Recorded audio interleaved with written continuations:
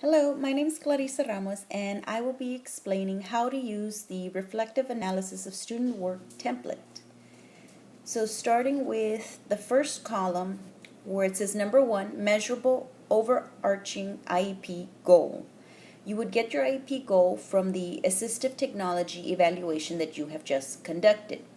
So the IEP goal would be what exactly do we need to work on with the student? For example, with the student that I conducted the assistive technology evaluation, we found out that he needed help with communication, both receptive and expressive. So for number 1, my IEP goal was within 36 instructional weeks, ECOM will improve receptive and expressive language skills to a more functional level across all settings. There also you do need to go online and put in the TEKS that correlates with your goal and what grade it's at. Then you would move on to number 2 on column 1, which says measurable lesson objective / learning target. So for example, for Ecom, his learning target was for him to use a form of augmentative and alternative communication via picture exchange system. So Ecom will request an object or activity during structured activities 7 out of 10 opportunities using the picture exchange communication system. So and with the learning target, it's measurable, it's objective connected to the IEP goal.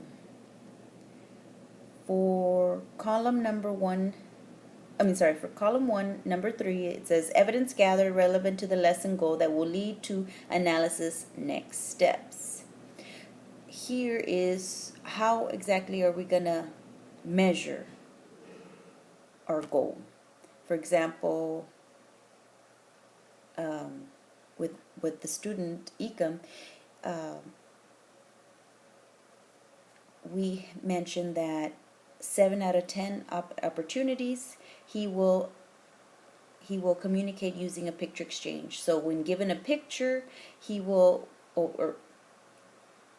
use the picture to give to the teacher to communicate to her what object or activity he wants at that moment.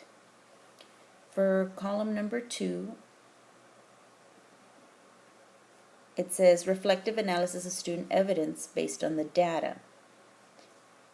What questions does the data prompt about the student's learning?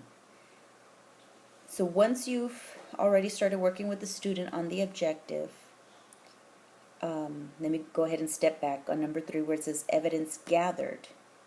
You would write exactly what happened with the student as you were conducting the lesson. For example, Ecom was distracted in the speech therapy room during his first session, and he was constantly getting up to get things from the shelves. He couldn't sit in a regular chair, and there were issues regarding his safety. So when I come here to the reflective analysis, what questions does the data prompt about the student's learning? Some of the questions that I put were what can I do to make the speech therapy room less distracting? What can I do to help Ecom focus on the lesson? Is there a different type of chair that can keep Ecom safe? So that's where I have my questions. In column 3 it's the reflective learning community response, where I need to talk to professionals in the learning community and ask them what went on in my lesson and what questions arose from it. So I need to collaborate with them. Some examples of people that I would collaborate would include the student's teacher in regular ed or in special ed, OT, PT, the VI teacher, the O&M teacher, speech, even the parents, anybody that is familiar with the student and can help you answer those questions. And then in column number 4, the next step. Oh wait, let me step back. Column number 3, I spoke to the physical therapist and the special ed teacher of the student. So the physical therapist recommended using an adaptive chair with a seat belt and a foot plate so that the student would be safe in his seat, and his feet would not be hanging from the edge of the seat. They would be on a foot plate.